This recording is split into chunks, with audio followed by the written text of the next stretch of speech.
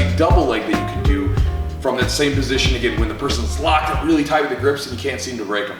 So it's going to start off first off with an off balancing technique. Now there's a name for it in Judo. A lot of times I just revert to calling it undressing the shoulder. Okay, with my students, that's the cue that I give them, because what you're going to be doing is as you pull the person in, you're going to pull back and really pull this lapel over top of their shoulder, and it gets them going like this. In wrestling, one of the sort of the rules that we sort of had was you never step backwards, because when you're stepping backwards, you're flat-footed. And going back to the same video we did, or to the single leg video we did last week, when you can get a person to step flat-footed for a moment, they're very immobile. So for instance, if you shoot on a leg that's flat-footed, it's hard for them to defend that leg. Whereas if they're on their toes, circling, it's much easier. So by doing this off-balancing, undressing the shoulder technique, when I pull in and snap back, Robert is having to brace himself and he's becoming flat-footed.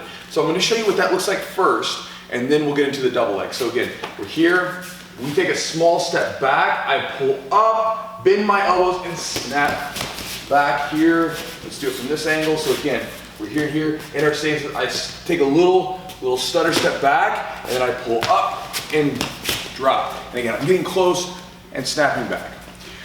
That'll disable the grips momentarily for me to drop in. So here's what the double leg is going to look like, and then I'll break it down a little bit. So we'll go sort of smooth speed here. Now let's break that down a little bit. So a lot of times I've shared where when we shoot our double, we take our step and then we cut the L. But because of the fact that this person is stepping back flat on their feet, a lot of times the L is not going to be necessary. They're already falling back. All you got to do is finish up the job.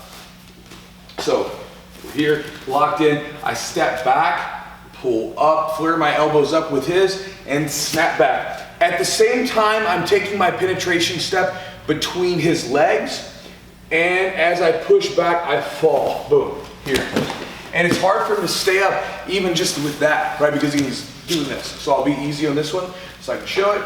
So again, we pull in, up, and then I'm gonna flop back down here and then grab the legs. Now, from here, because he's falling backwards already, we drive, and I wanna kick the leg out to the side. This is an important detail. I don't want to get sucked up into a guy's guard, right? Because again, that's a good position for him.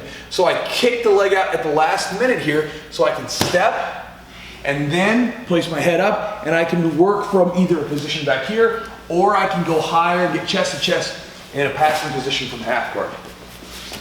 Let's look at it from this angle.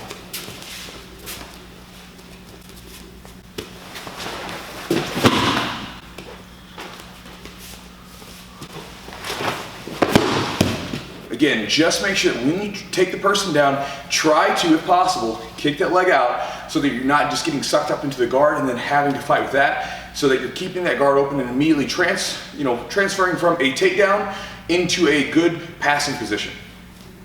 So, Tommy, again, thanks for the question. Hope this video is helpful.